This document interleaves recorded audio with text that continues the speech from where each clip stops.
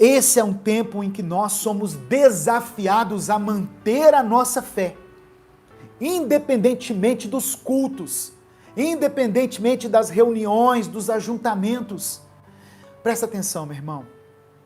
Eu não estou tirando a importância dos cultos presenciais, não é isso. Muito pelo contrário, eu e minha família estamos morrendo de saudade dos cultos. 1 ano sem cultuar a Deus no templo. Isso dói. Isso faz falta para nós, como tem feito falta. Mas a minha fé não está firmada nisso.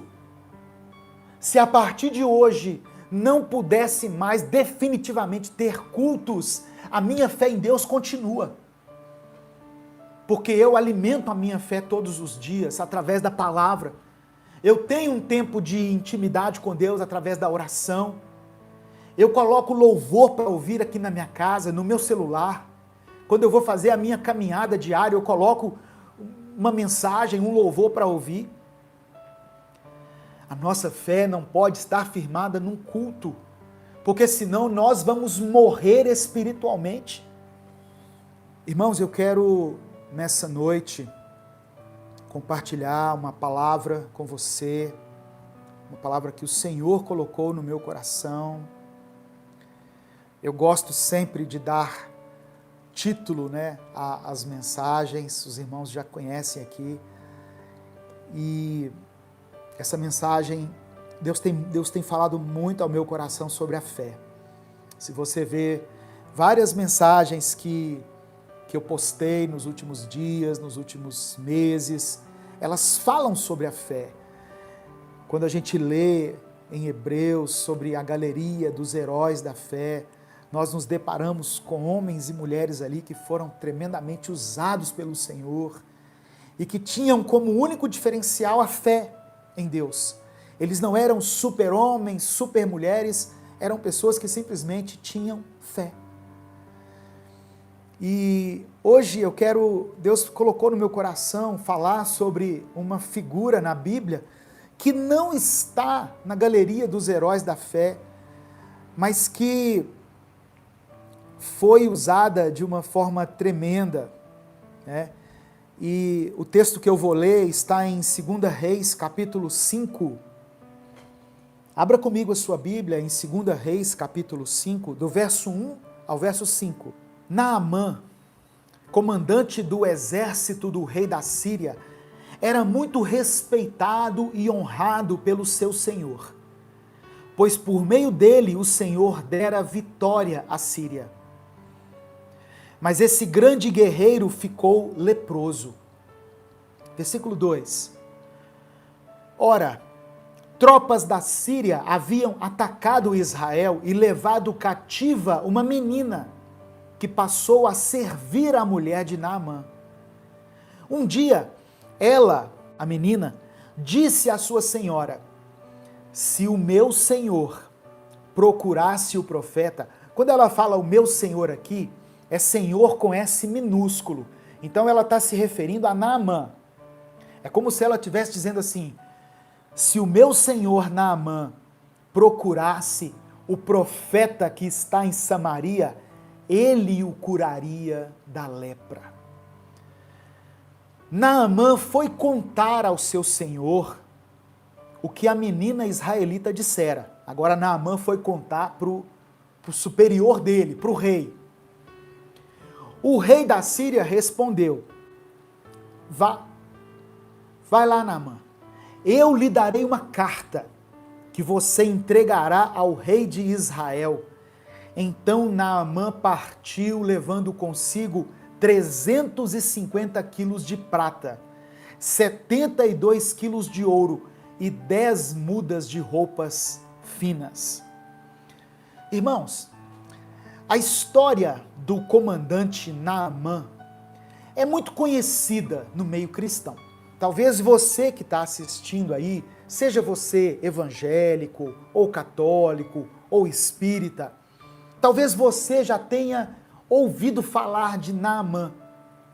Mas eu vou resumir um pouquinho aqui para você entender. Ele era um homem que tinha um alto cargo no exército, um homem que era respeitado e admirado pelas pessoas. Olha quando eu li aqui no versículo 1 que diz assim: exército do rei, comandante do exército do rei da Síria, era muito respeitado e honrado pelo seu senhor. Então Naamã era um homem que tinha um alto cargo, que era assim admirado pelas pessoas, porque ele tinha comandado já muitas batalhas e tinha obtido vitórias nessas batalhas. Ele só tinha um problema: Naamã tinha lepra. Provavelmente a lepra de Naamã estava em um estágio inicial, porque apenas a família dele, os empregados da casa e aqueles amigos mais íntimos é que sabiam que ele era doente. Se a lepra de Naamã estivesse num estágio avançado, ele provavelmente estaria isolado, ele estaria vivendo em um isolamento, né? Vamos dizer assim.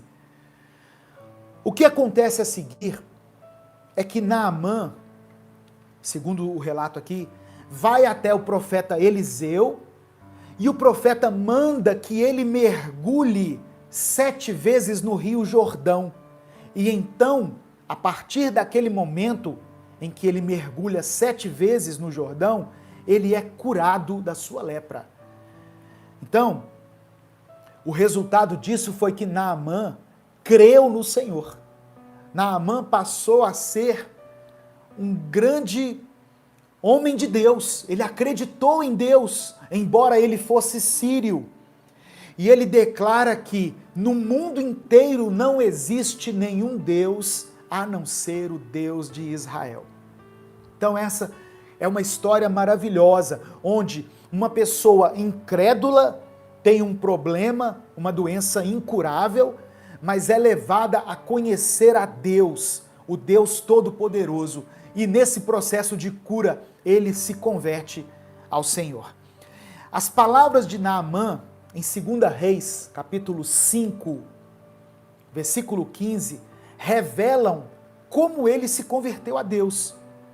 Diz assim, olha: então Naamã e toda a sua comitiva voltaram à casa do homem de Deus. Depois de ter mergulhado no Jordão, eles voltaram lá na casa de Eliseu. Ao chegar diante do profeta, Naamã lhe disse: agora sei que não há Deus em nenhum outro lugar, senão em Israel. Amém? É uma história bastante conhecida. Eu já ouvi várias pregações a respeito de como Deus tocou nesse homem, do significado simbólico que tem os 7 mergulhos no Jordão. E geralmente, nessa história, nós nos atentamos para 2 personagens que nós consideramos principais. O primeiro, o general Naamã, né, que representa a figura do homem contaminado pela lepra do pecado. E em segundo lugar, o profeta Eliseu, que representa Deus, que diante do quebrantamento e da humilhação, pode restaurar aqueles que estão doentes na sua alma, aqueles que estão contaminados pelo pecado. Mas hoje aqui nesse momento de culto, nesse momento tão singular que nós estamos vivendo, de isolamento, de pandemia, eu quero destacar a importância de uma pessoa que é mencionada nesse texto, que passa quase despercebida. O tema da mensagem é uma fé incondicional. E eu queria fazer essa ministração, pregar essa palavra, sob a ótica da menina que trabalhava na casa de Naamã. Muita gente falou de Naamã, muita gente falou de Eliseu, mas poucas vezes eu vi alguém mencionando a importância dessa menina que trabalhava lá. O texto disse que ela, conversando com a sua senhora, disse assim: se o meu senhor fosse até Samaria, lá tem profeta, lá tem homem de Deus, e o meu Deus poderia curá-lo. Olha, irmãos, que palavra forte. Uma menina que estava ali como escrava, que durante um momento de batalha, é o que diz o texto, foi feita escrava. E desde então, ela servia lá na Síria, longe de Israel, longe de Samaria.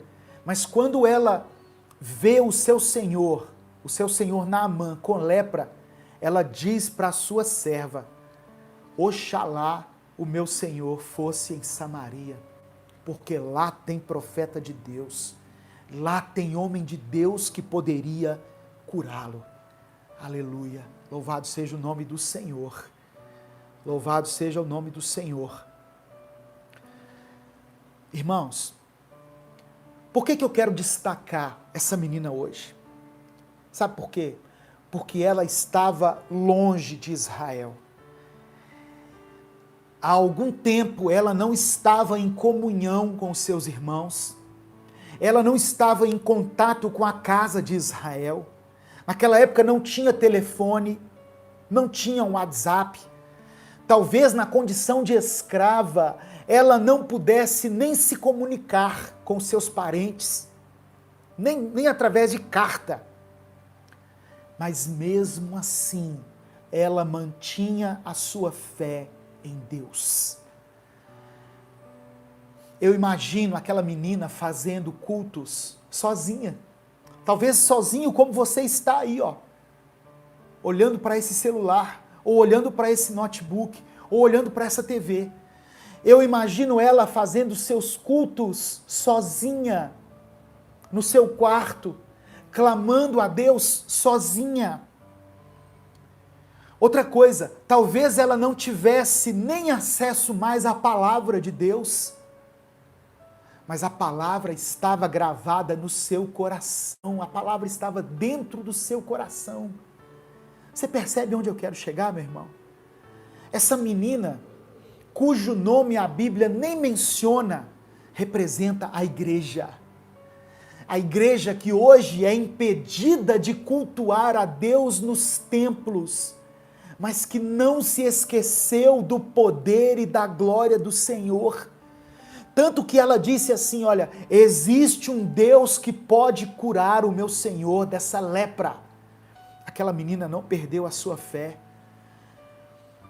Fala de uma igreja que nunca pode deixar de pregar o amor e o poder de Deus, mesmo em meio a circunstâncias adversas.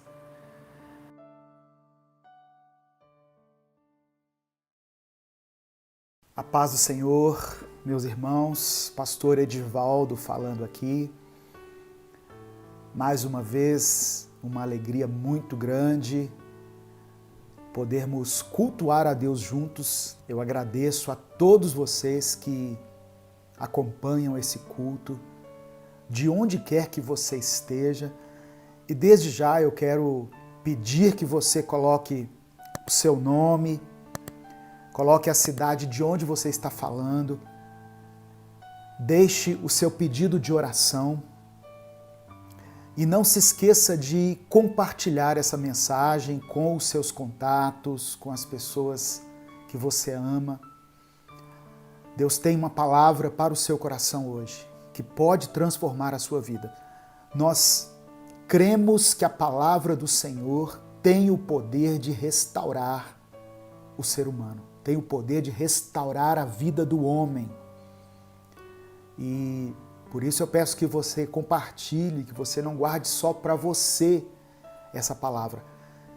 Eu quero agradecer a todos vocês que acompanham diariamente as nossas postagens.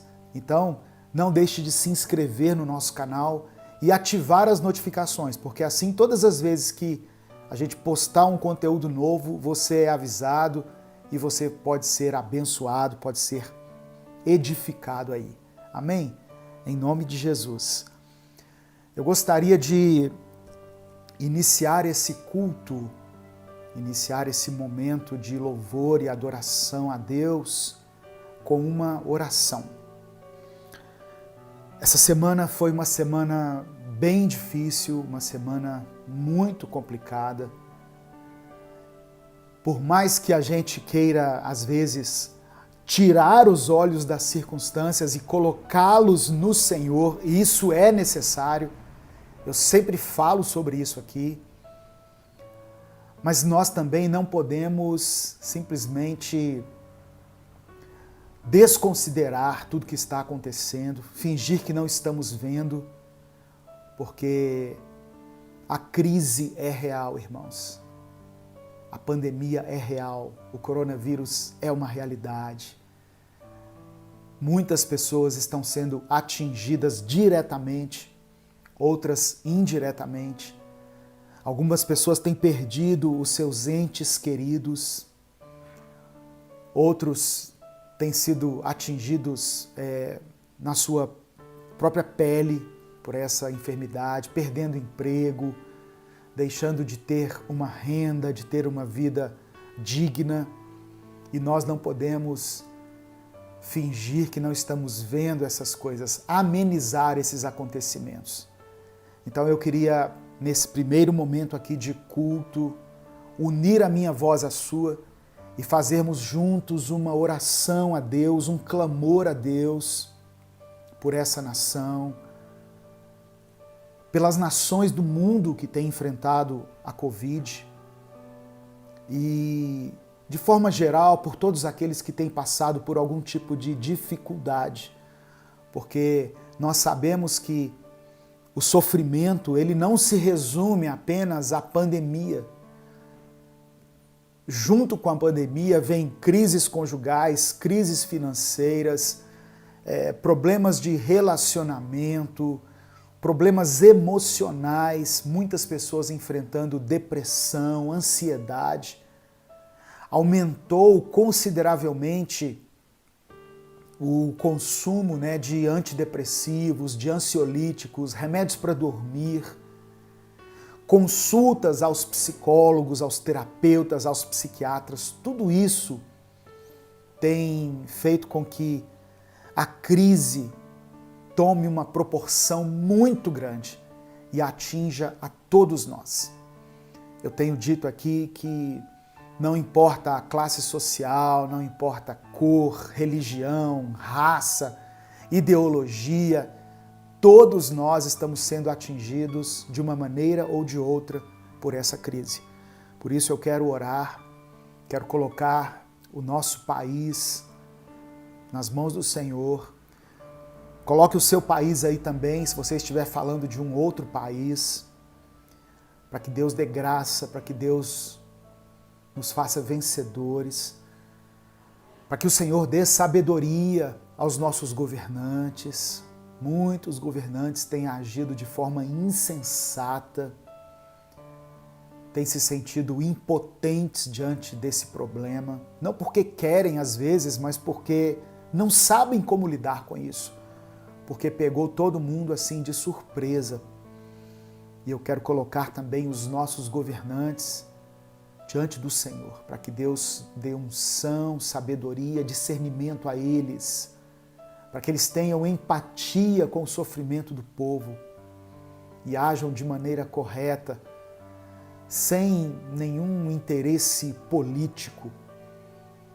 Eu quero juntar a minha oração com a sua nesse momento, em oração, a minha voz com a sua em oração, para que o Senhor nos dê graça. Amém?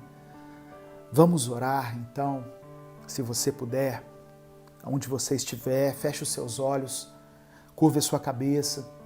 Se estiver com a sua família, dê a mão a ele, a ela, e vamos clamar ao Senhor nesse momento. Pai amado e querido, nós te damos graças, Senhor, por esse tempo aqui de comunhão, através dessa reunião online permitida pela tecnologia. Obrigado, Deus, porque muitas pessoas usam a tecnologia para o mal, mas nós usamos para pregar, para levar a Tua palavra. E eu peço ao Senhor que ministre cura, ministre esperança a todo aquele que for alcançado por essa mensagem. Ó Deus, o Senhor tem visto o sofrimento assolando essa terra. Pessoas que estão sendo dizimadas pelo coronavírus, que estão sendo atingidas por essa enfermidade. Mas eu te peço que tenha compaixão de nós, Senhor, tenha misericórdia de nós. Faça-nos encontrar rapidamente a cura. Ó Deus, a vacina já existe, mas ela ainda não chegou até nós. Não estamos conseguindo vacinar ainda como deveríamos. E por isso, grande parte da população do nosso país se encontra desprotegida. Mas eu te peço que o Senhor dê ferramentas aos nossos governantes para que eles viabilizem essa vacina, para que ela possa se tornar uma realidade na vida de muitas pessoas. E com isso, a evolução dessa enfermidade seja controlada, em nome de Jesus. Deus, eu te agradeço por aqueles que fazem parte dos profissionais da área de saúde, que não têm medido esforços para nos ajudar a combater esse vírus, que têm muitas vezes se exposto ao perigo, que trabalham, Senhor, em condições precárias. Eu peço ao Senhor que visite a família dele, dela, e recompense a eles quantas vezes for necessário, Deus, por tudo que eles têm feito em prol da preservação da vida nesse país. Em nome de Jesus, ó Deus, pedimos que os nossos governantes tenham sabedoria, tenham discernimento, tenham capacidade, tenham empatia e enxerguem o sofrimento alheio como se fosse um filho dele sofrendo, como se fosse uma filha dela sofrendo. E tomem as decisões corretas, Senhor, sem nenhum interesse econômico, político, partidário, ideológico, mas que essa pandemia seja controlada no Brasil e no mundo e que nós possamos aprender diante dessa situação tudo aquilo que o Senhor quer nos ensinar. Nós te damos graças pela tua palavra, por tudo que o Senhor fala conosco e continue ministrando ao nosso coração durante essa semana. Que seja uma semana mais branda, tanto em termos de notícias como em termos de recuo do número de mortes, do número de contaminações, do aumento dos leitos nas UTIs, do aumento, do avanço do percentual de vacinados aqui nesse país. Essa é a minha oração, em nome de Jesus. Amém e amém. O Senhor te abençoe e te guarde. O Senhor faça resplandecer o seu rosto sobre ti e tenha misericórdia de ti. O Senhor sobre ti, sobre a tua casa, sobre os teus negócios, sobre a tua família, estenda a tua face e te dê a paz.